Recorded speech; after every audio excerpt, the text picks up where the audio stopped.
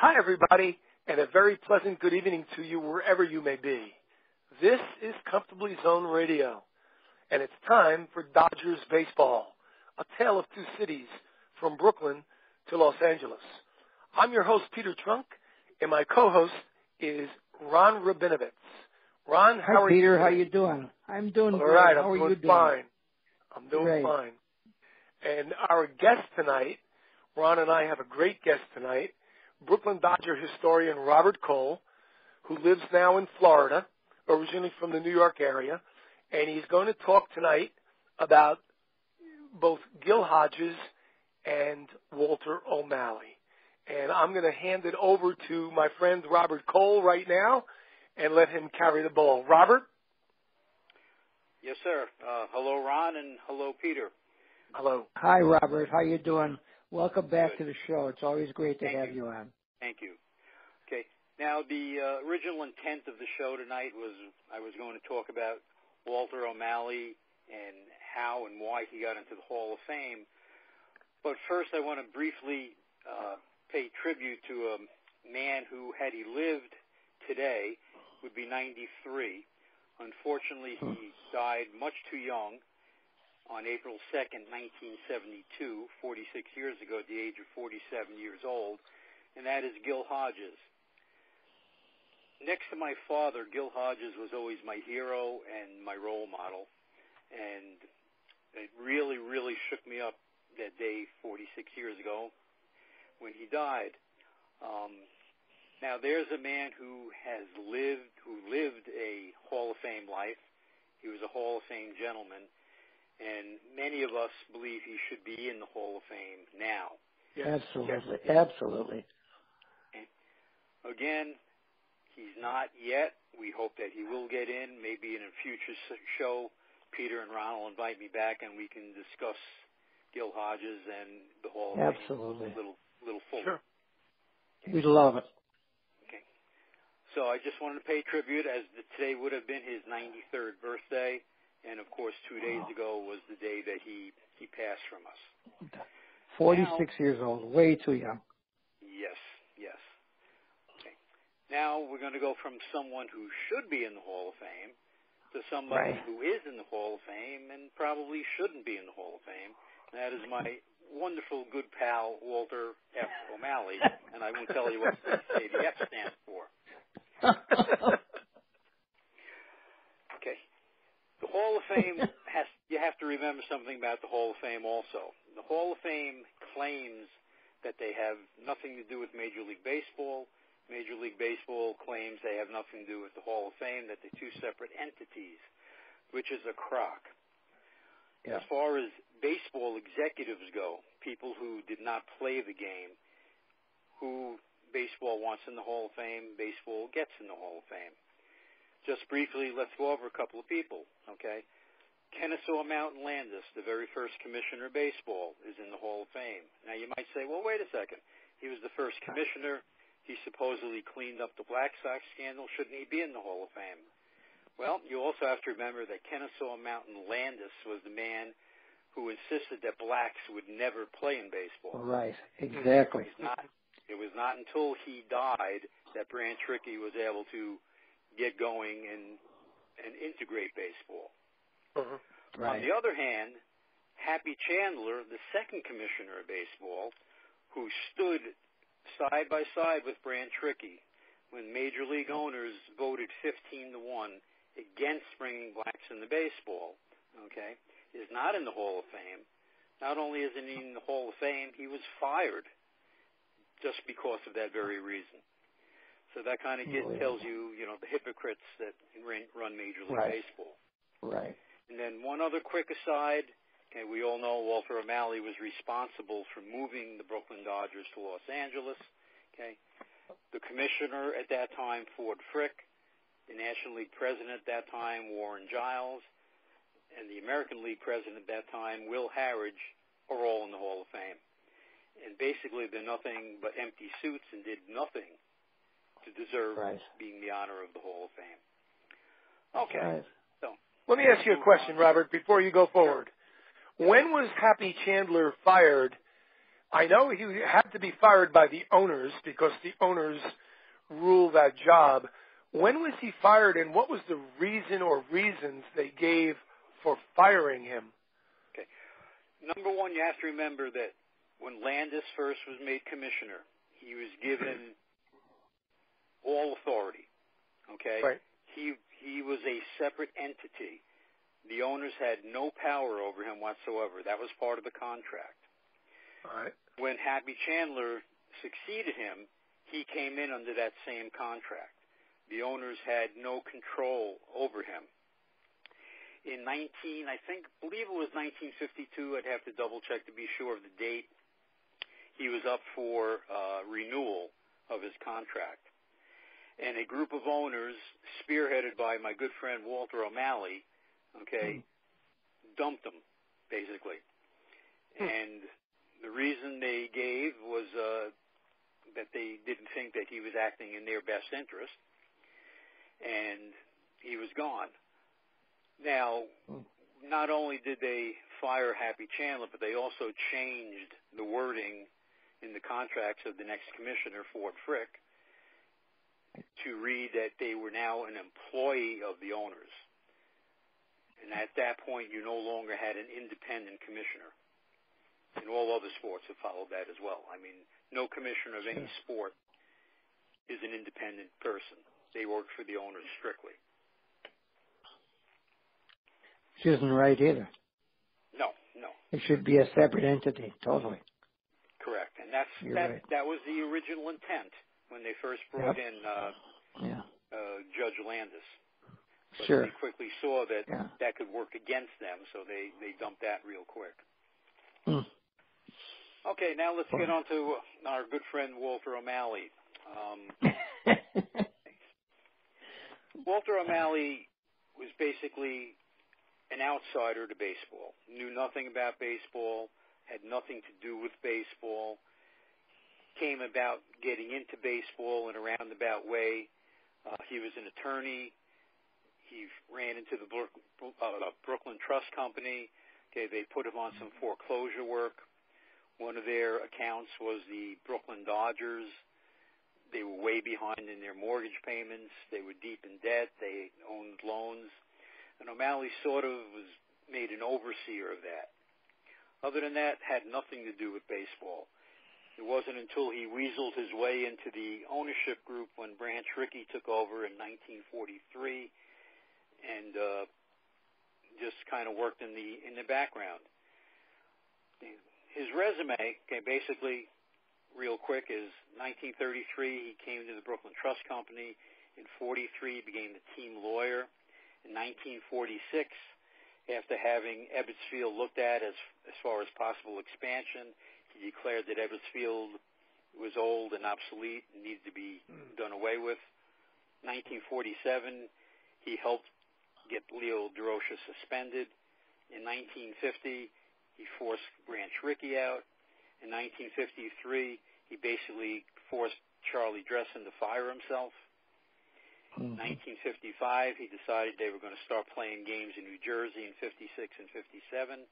In 1956, he ordered Jackie Robinson to be traded. In 1957, he sold Ebbets Field and he moved the Dodgers.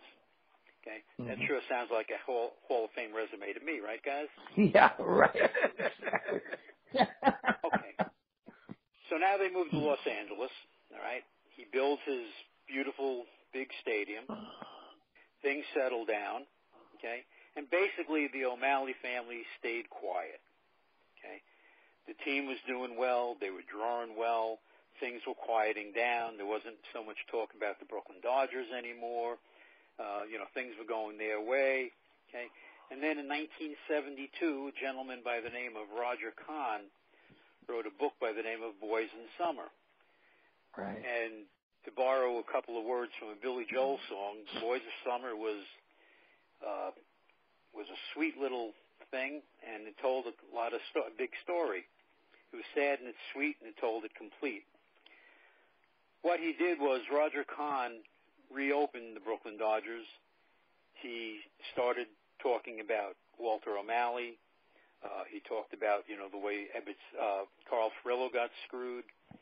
about Ebbets Field, how it was left, to decay, opened a lot of old wounds, and suddenly Walter O'Malley was back in front of the gun again. Okay, a lot of people starting to talk about him again. That wasn't what the O'Malley family wanted. 1974, they got a reprieve because Robert Caro wrote a hit piece on Robert Moses called The Power Broker. Mm-hmm. Okay. That got people thinking, what a terrible guy Robert Moses was. Okay, on and on. 1976, Harold Parrott, the former business manager and traveling secretary of the Brooklyn Dodgers, secretary, right, wrote a book called The Lords of Baseball. Mm-hmm. Although it was general about a lot of different owners, he zeroed in on Walter O'Malley. Really did a job on Walter. Mm-hmm. And once again, everybody started thinking, Walter O'Malley, was all Walter O'Malley's fault. Again, this is not what the O'Malley family wanted. Okay. Right. It was the worst thing they wanted. Okay. They were looking to get Walter into the Hall of Fame, and this was not going to help get Walter into the Hall of Fame.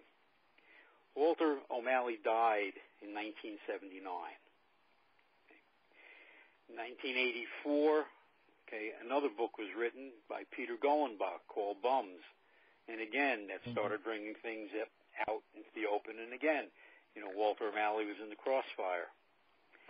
1987, Neil Sullivan wrote a book which started to change things. The book was called Dodgers Move West. Neil Sullivan decided that it was all Robert Moses' fault, that Walter O'Malley desperately wanted to stay in Brooklyn. And this started to change the tide a little bit. And this is when all the revisionists started to come out of the woodwork. In, 2003, Walter O'Malley was put on the ballot for election into the Hall of Fame. He received less than 50% of the vote. He did? Yep. Really? Yep. Later that year, the O'Malley family came out with WalterO'Malley.com, a very slick website. Very good, very informative, okay? Of course, if you didn't know the history of the Dodgers, you'd think that the Dodgers didn't start until 1950 when he took over. However, we know differently.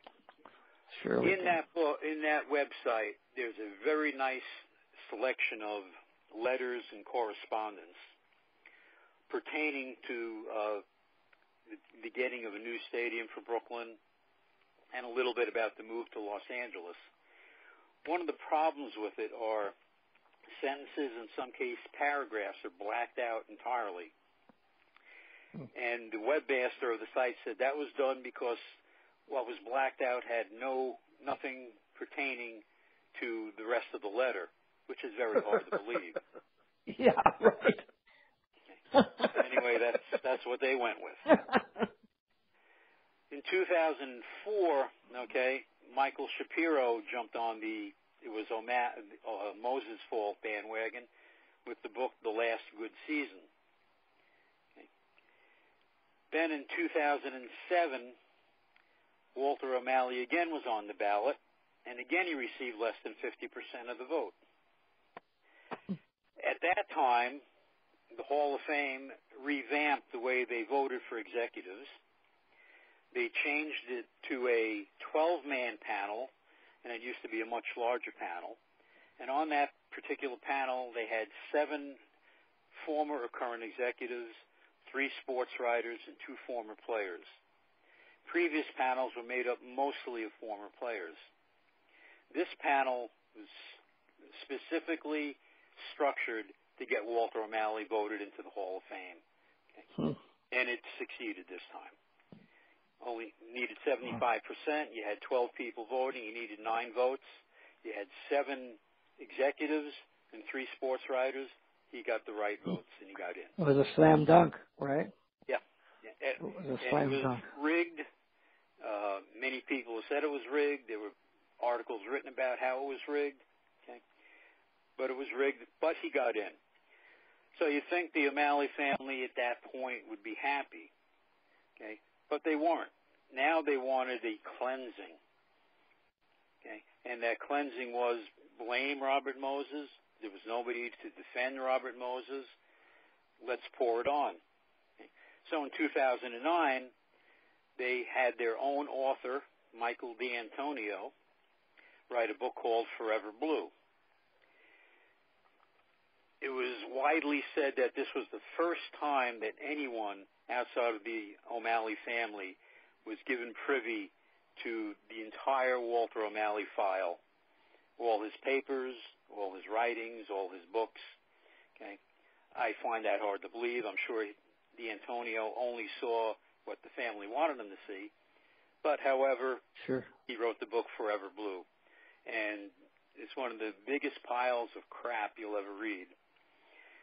If you ask my wife, the book went sailing across the room, hitting the wall, reading it. And your dog had to jump underneath the coffee table, right? Absolutely. If I could show it to you, if we had, television, I could show it to you. It's beaten up pretty badly. But as part of this, I have read everything, pro and con, okay, yeah, about who was at fault, about O'Malley, about Moses. If it's been written, I've read it. So, just to be fair. Also sure. in 2009, a book by Robert Murphy was written. It was called After Many a Summer. Good and book. This is a must-read for everybody. Good book. Murphy takes care of both O'Malley and Horace Stoneham. Okay, he's very fair. He puts everything out there. Did very good research, newspapers, books, the whole 9 yards. Okay, he comes up with the conclusion that it was Walter O'Malley who moved the team, and we all know it was Walter O'Malley who moved the team. But just to muddy things a little bit more, in 2014, Andy McHugh from SABRE, the Society for Advancement of Baseball Research, wrote another book on Walter O'Malley called Mover and Shaker. And Andy McHugh also jumped on the it was Moses' fault bandwagon. So we come to, this point for us where, we're fighting this tide of the O'Malley family who has much money, and they're trying to cleanse Walter's name. Sure. He's in the Hall of Fame. I personally don't believe he should be on the Hall of Fame. Like I said, he was going to get in the Hall of Fame. I mean, that was a sure thing, and it showed.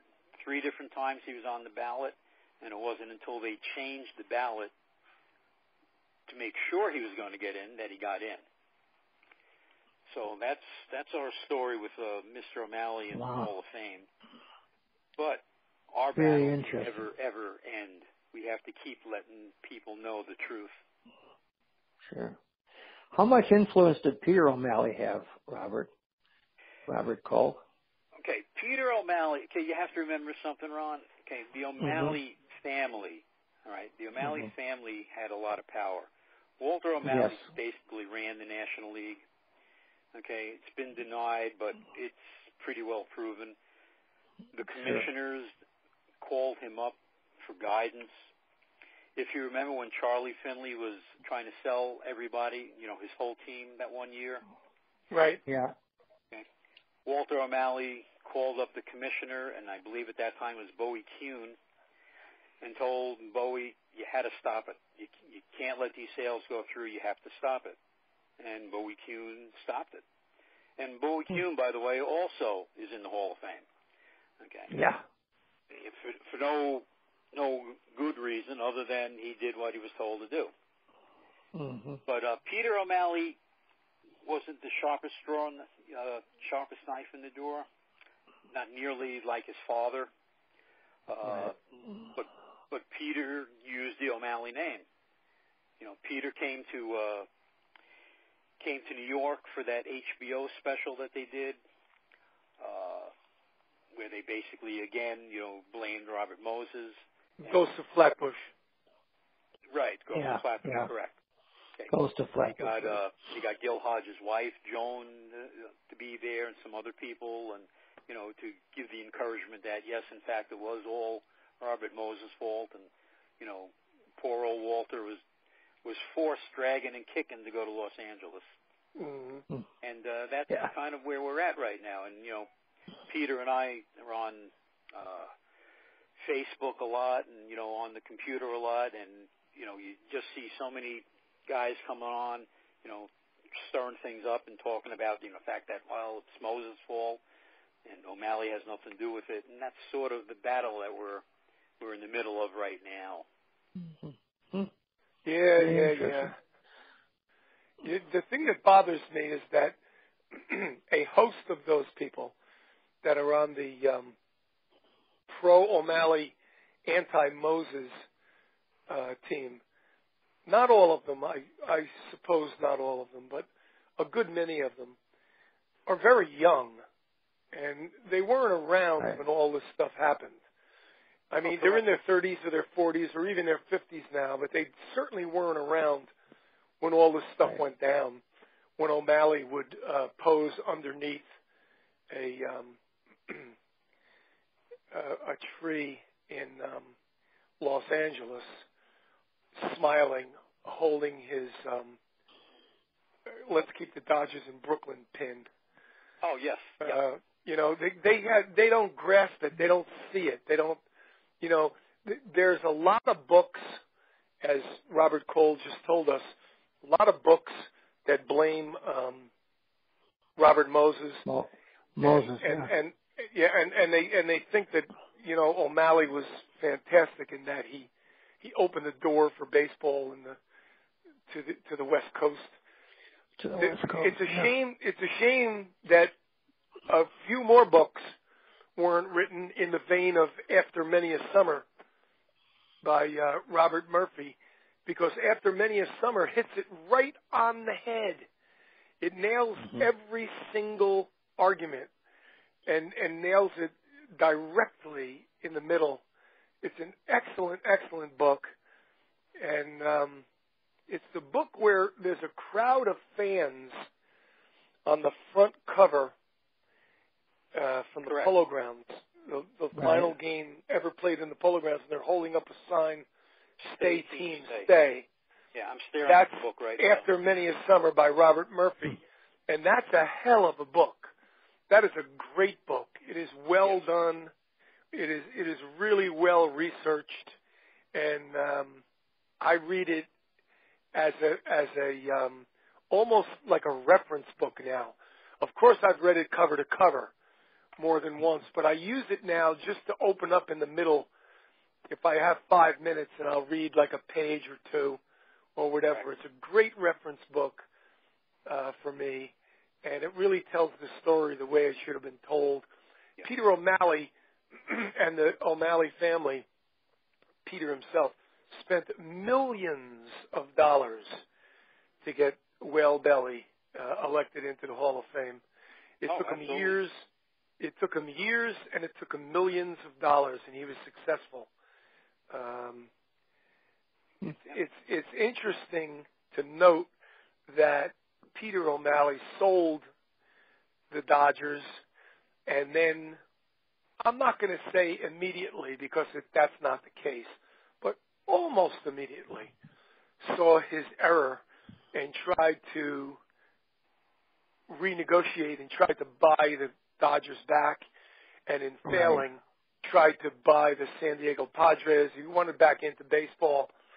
I don't know what you could read into that or not read into that, but it is sad how it happened. It all went down, and over the years, the people that were there for it, the people like the Pete Hamels and the Robert Coles and the Peter Trunks and stuff, we're all dying off, and we're getting older. And if we're not dying off, we're not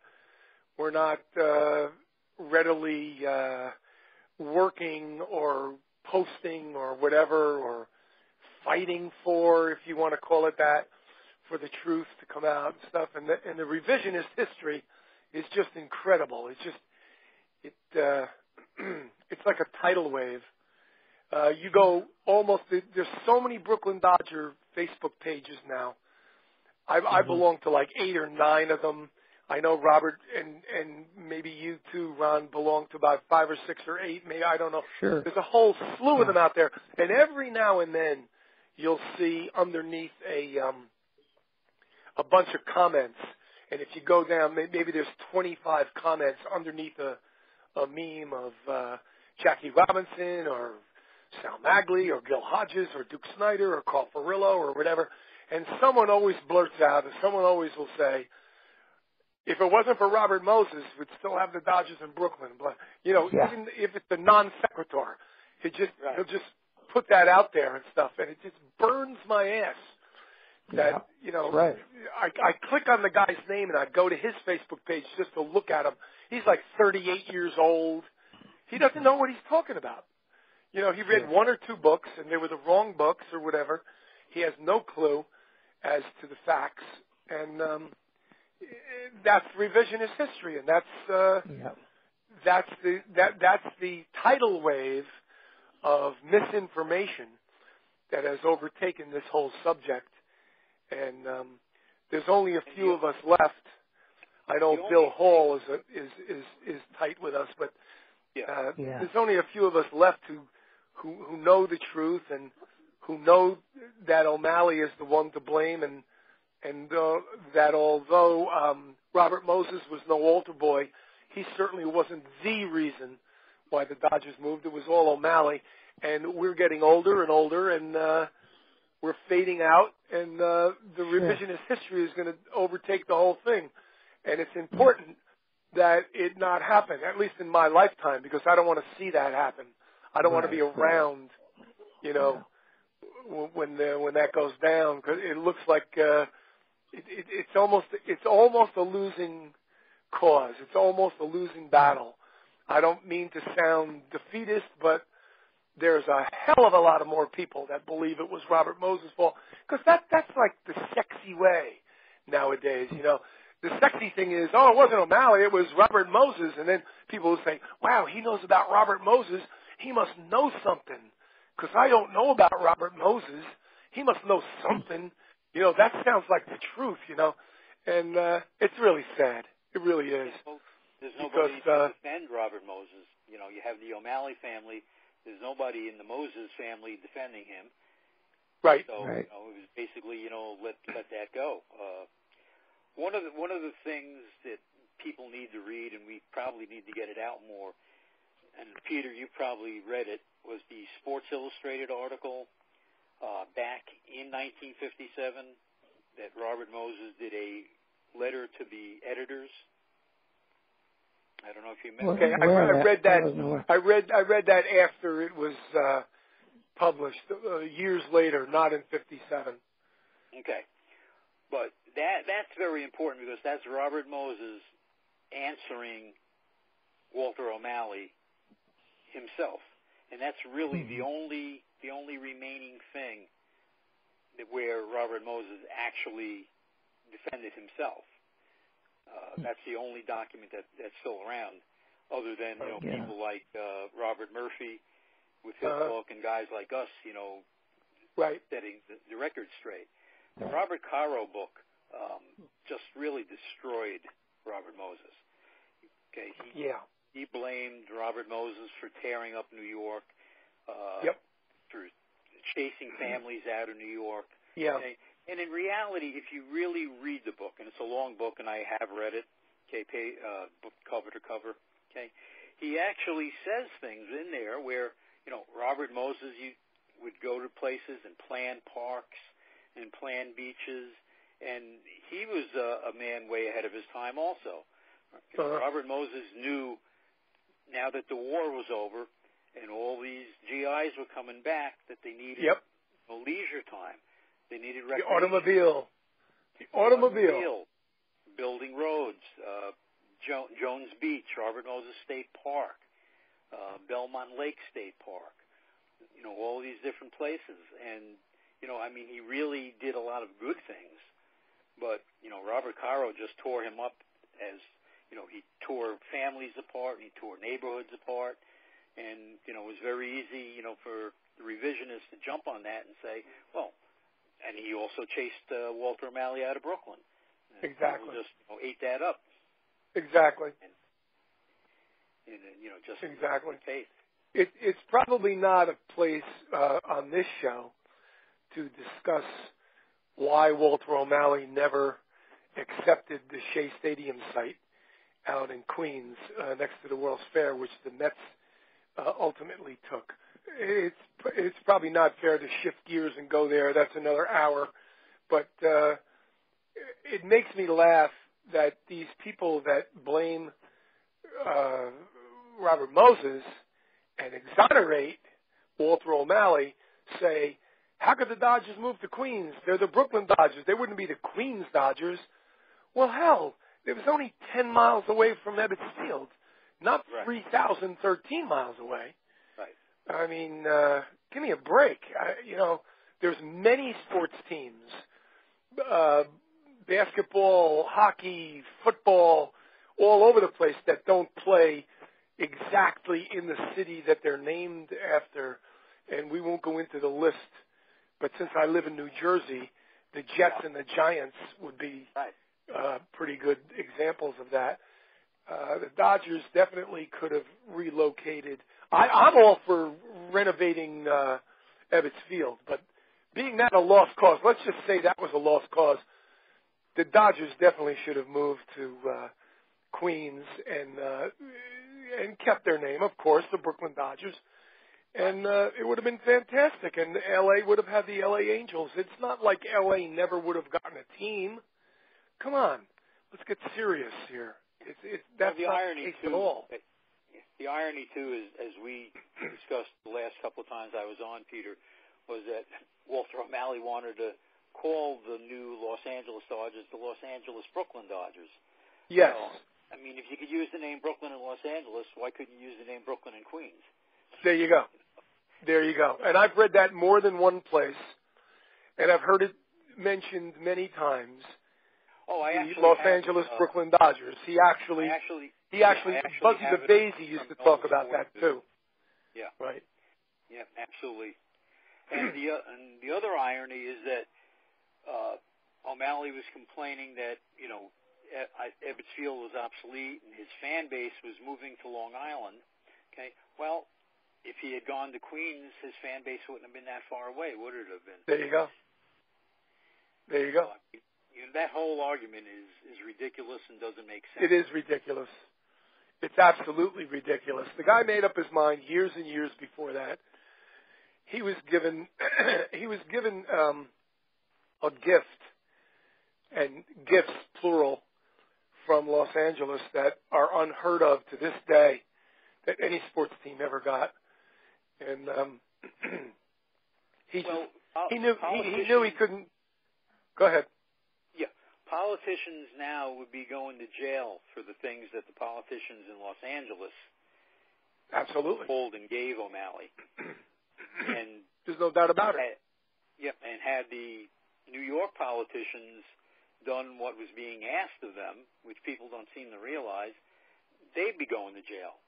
I mean, no team, was ever kept in a city by a city being given a ballpark. It just didn't happen. And O'Malley owned a ballpark. It wasn't like he didn't have a ballpark. It wasn't a situation like Horace Stoneham, where Horace owned the ballpark but not the land. Right. That lease was going to be up in a couple of years. He owned the land. He owned the ballpark. Okay. And I think everybody, including Robert Moses, thought that what was going to happen was that Ebbets Field would get turned over to the city, and the city would help O'Malley with land. So what did O'Malley do? He went and sold Ebbets Field, and then he wanted help. And it just, the more and more you look at it, the more ridiculous it is that people try to blame Moses, but that's the way it is because people don't want to be open-minded about this. Well, I've heard you say many times in the past, Robert Cole, that O'Malley asked for things that he knew he couldn't get and wouldn't Absolutely. get. And that's why he would ask for crazy, crazy things, and when he wouldn't get it, he would shrug his shoulders, put his palms up toward the sky, tilt his head and say, see what I'm talking about? I can't get what I need. I have to go. My hands are tied. Now, people today point at, the Barclays Center as that should be where Ebbets Field is. Okay. Well, look how long it took for something to get built there. Right. Okay. I mean, it took over 50 years before anything could get moved and done over there. So This was something that O'Malley knew. Okay, I can ask for that. I know I can't get it right away. I know it's going to take a long time. And in the meantime, I can keep getting the deal sweeter and sweeter in Los Angeles. And basically, that's all that was about. Exactly. Okay. Atlantic and Flatbush was never going to be. For all he was, and all of the negative things that Walter O'Malley should own and must own, he was a shrewd man. He was nobody's fool. He was a cunning, shrewd dude. I mean, he played his cards well. He was just an abject liar. That's all. He was a bullshitter and a liar, but he was shrewd, and he played the game, his personal game. He played it very well, and hence all these years later, and even after he's in his grave, there are millions who buy his story, and will continue to buy it and continue to spread it or whatever. And for that, I give him credit for. I give him credit for that.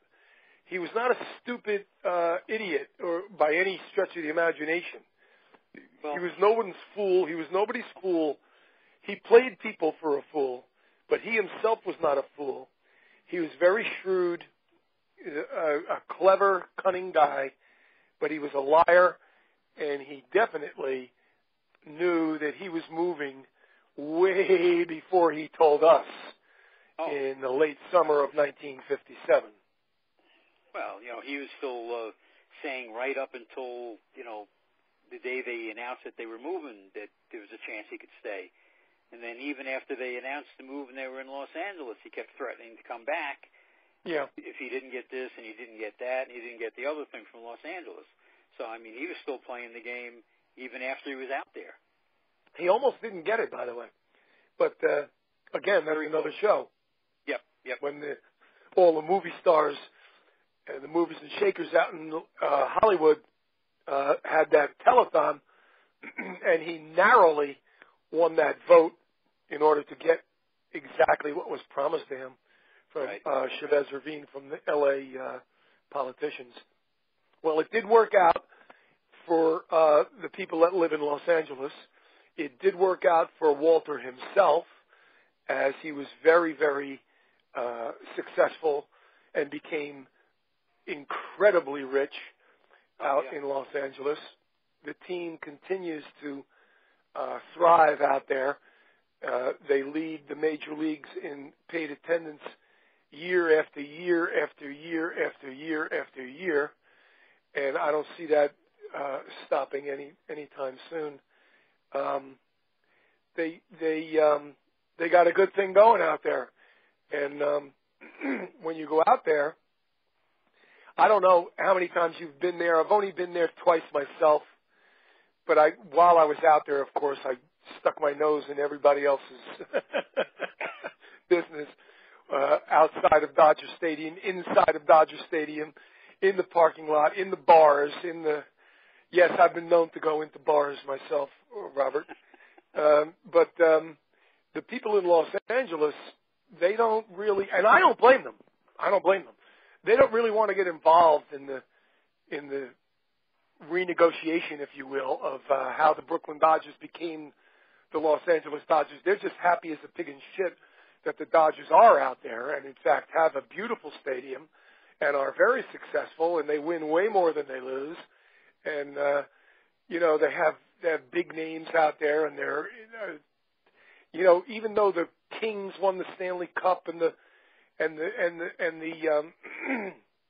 Lakers won the NBA crown, and you go on, and they have football teams coming and going and going and coming and coming and going and everything. The Dodgers are king in Los Angeles. Yeah. When you go to L.A. and you walk down the street, when you walk down Ventura Boulevard, Linda and I, my wife and I walk down Ventura Boulevard, it's inundated with Dodger stuff, and it's crazy. It's worse than here, where I live here, that's inundated with Yankees and Phillies, because I live in southern New Jersey, or just below central Jersey into the south. Everything is Yankees, Yankees, Yankees. You walk down the street in L.A., everything is Dodgers. Everybody's talking the Dodgers. Everybody's rooting for the Dodgers. Everybody's, yeah, let's go Dodgers, think blue and all this stuff. I mean, they've got it made out there. And sadly enough, to a fellow like myself, born in Brooklyn and a Brooklyn Dodger fan, they ain't never even thinking about coming back here. And that's way beyond the pale. And they're in there now. They're in there longer than they've been in Brooklyn. They've been in Dodger Stadium longer than they were in Ebbets Field. Yep. It's quite remarkable how, when I look in the mirror at myself, how old I am to think that's true. And it's been true for years now. The Dodgers have been longer in Dodger Stadium than they were in Ebbets Field. Yep. And they're longer in Los Angeles than they were in Brooklyn. Yep. And Brooklyn is a footnote out there. It's a footnote. People smile, they shake your hand, they point at your hat. They say the name Duke Snyder or something like that, and then they're off and running. Yep. That's how it is. Well, we've come to the end of another broadcast on Comfortably Zoned Radio. I want to thank my guest, Brooklyn Dodger historian Robert Cole. Robert, I need you to come back again and again. We're going to talk about other things. We'll talk about many other subjects about the Brooklyn Dodgers, and it just doesn't have to be a horrible subject like Walter O'Malley. It could be something much more, much happier and on a more positive note. I thank you for coming on tonight. I thank you for carrying the ball all evening. It was very, very interesting, as always, and I hope to talk with you soon on Facebook and online. And you take care of yourself, and thanks again. Oh, thank you, Peter. Okay. Good night. Good night.